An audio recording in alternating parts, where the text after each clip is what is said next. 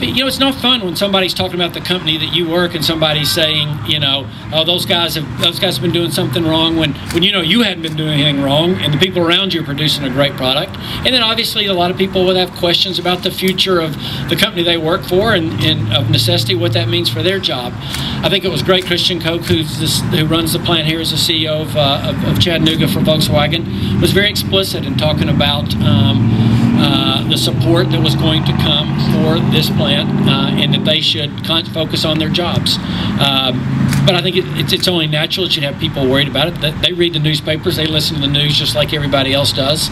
And so I think one of the purposes today was to tell them, State of Tennessee's not going anywhere in terms of supporting you all.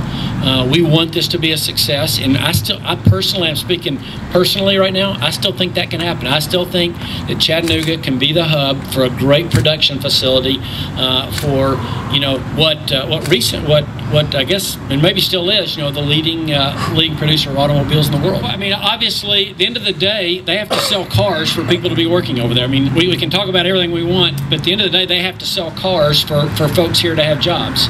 And I think Volkswagen understands they're going to have to answer all the questions that are being asked. They're going to have to deal with the legal issues. In the meantime, they're going to have to be able to have the capital and the commitment to keep producing those cars. But at the end of all that being said, at the end of the day, it's still about demand. And they've got to produce a product that people feel confident in the quality of that product. I think they can do that, and I think they think that as well. Governor, do you have any questions for VW officials? You know, a lot of people have questions. Do you have anything? Well, I mean, I think everybody wants to know, how did this happen? I mean, like I said, as I've said, you know, for better or worse, and other people have made the analogy, we're married to them. Like I said, we have a big investment, and we really want that plant to be a success. And so I think we do have questions about, well, how did this happen? I'll be honest with you, those questions are going to get answered. Volkswagen is going to spend a lot of time dealing with a lot of legal issues in the U.S. and around the world. My concern, obviously, is that they begin dealing with those questions so they can put those behind them and go back to focusing on producing, doing what they do best, which is produce a great vehicle. What about... go ahead, Mike. I'll come back.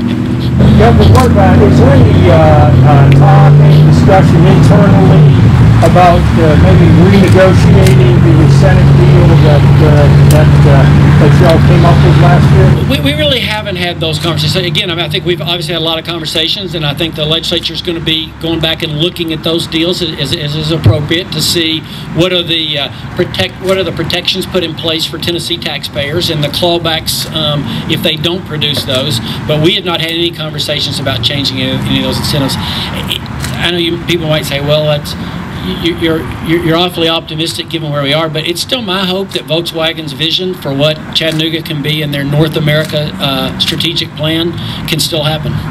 Any thoughts, or have you heard anything about the Research and Development Center? I didn't know if that was maybe a non-essential thing that maybe now won't happen, or... I haven't had any specific conversations about that. Well, actually, I have. I haven't talked to, I haven't heard anything that would make me think that they've changed their plans at all. So as far as I know, the R&D Center still plans to go on, and a lot of the research that's already happening here, you know, that they've talked about is already happening. So a lot of people are already being hired. So what do you say to critics who suggest that, like, this situation and the situation with Hemlock Semiconductor in Clarksville kind of show why the government shouldn't be putting taxpayer money into private businesses? Well, I guess I disagree with the conclusion. What I'd say is we have to do our homework up front to make certain that that we have the provisions in place to protect our taxpayers, number one, and number two, that we're making wise investments. I don't think anybody, you know, when this deal was done with Volkswagen in the prior administration, and when we did this to expand the SUV, I don't think anybody could foresee this happening. I mean, I'd love to know the person, you know, who could have told you this was coming around the corner. Again, I still believe long term the state has a solid investment there, and if not, we have the provisions in place to bring the money back. When the SUV was announced and all that, we heard about suppliers coming to the area. Are you afraid of anyone deciding not to come because of any of this? So, thanks for a great question. One of the implications of this is the beauties of the automobile manufacturing in terms of recruiting them and why we give them incentive packages is they bring a lot of suppliers with them. So Gestamp, that we came to celebrate their announcement not very long ago, is under construction over there. And we have lighting companies and seating companies that are here in Chattanooga or the greater area. They're employing people now. Again, it's all connected. If nobody's buying cars, they're not making them. And if they're not making them, then all those suppliers have less demand on them as well.